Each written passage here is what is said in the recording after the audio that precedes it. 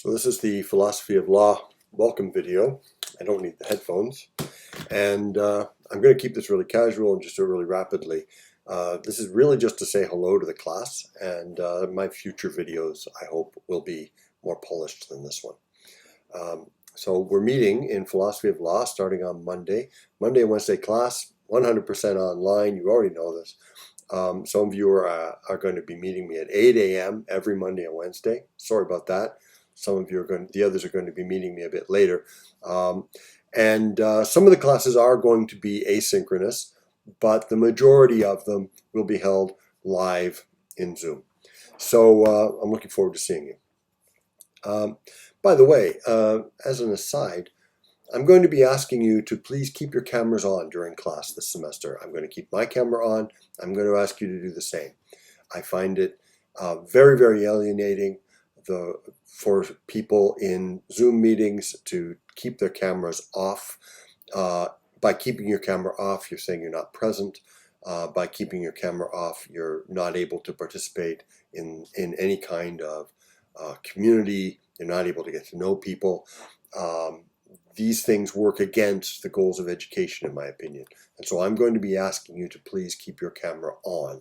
If you do have a problem that prevents that, then by all means, give me a shout and we can talk it over. But aside from that, that's going to be something that I'm going to be counting on this semester. And I thank you ahead of time for indulging me in that.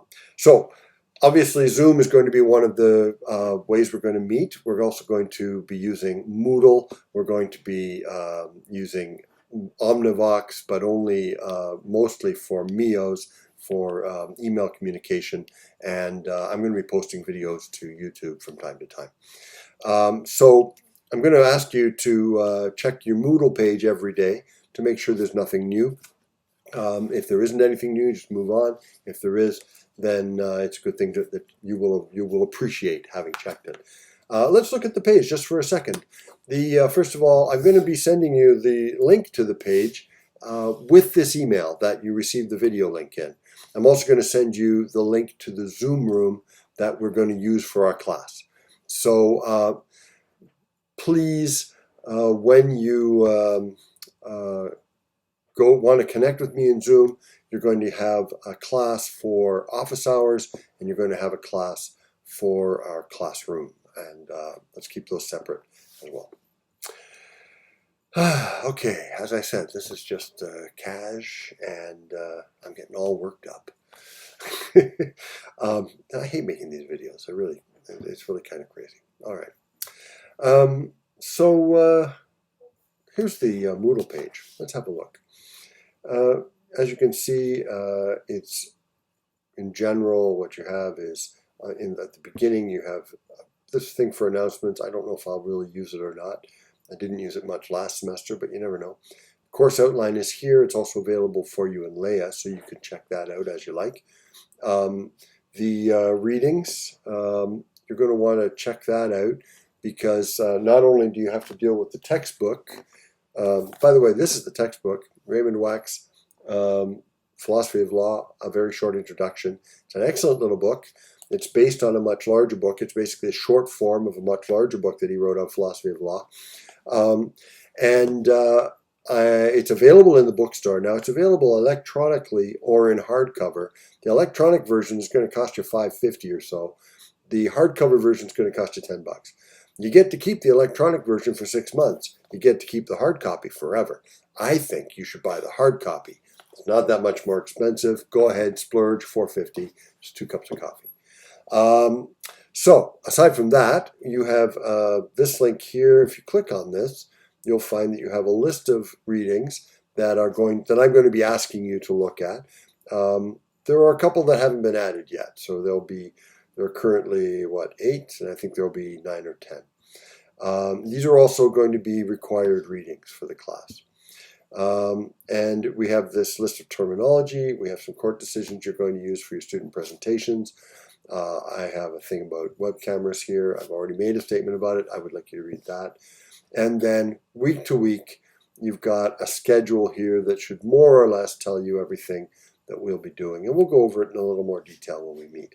So that's the Moodle class. As I say, I'm also going to be using Mio, and I'm going to be posting videos to YouTube, and of course we'll be in Zoom. So it's online. Online is lovely, I hear. Um, can you tell I don't like being online? I'd much rather see you guys in the classroom, but what can I tell you? By the way, I'm going to be posting your grades in Leia. I'm sorry, in Moodle. I'm not going to be posting your grades in Leia.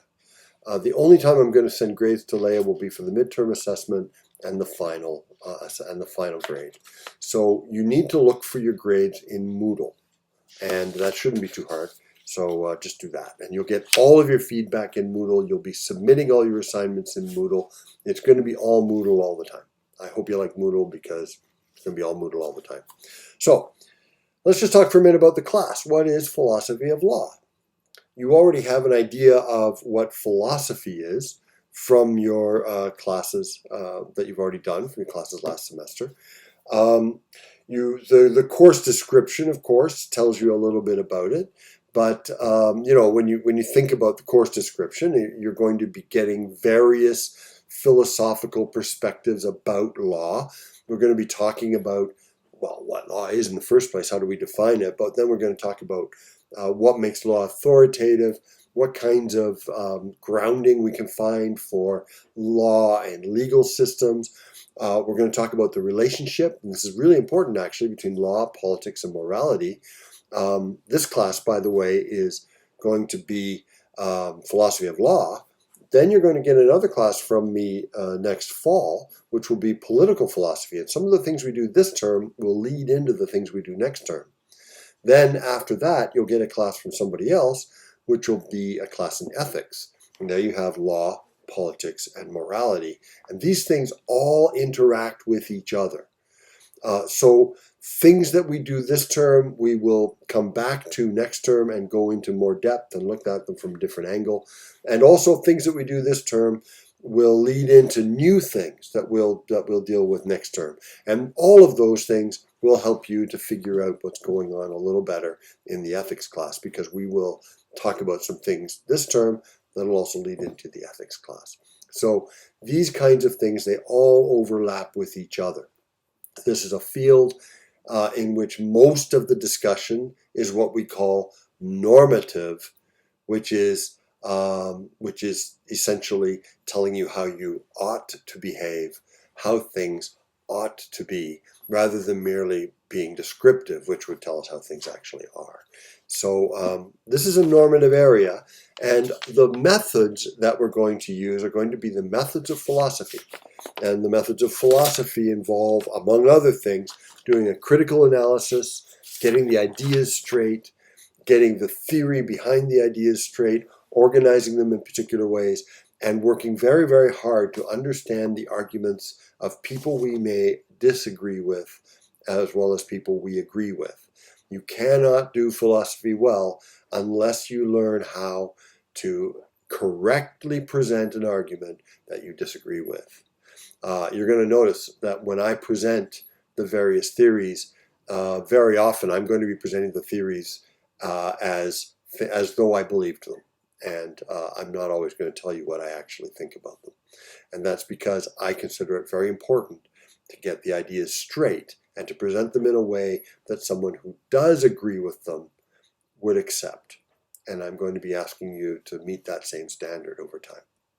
Look, your main project is going to be an essay in which you're going to do some of that. You're going to be applying the methods and standards of philosophy to examine a major issue in philosophy of law, or a major social or political issue, using the methods and ideas and theories of philosophy of law.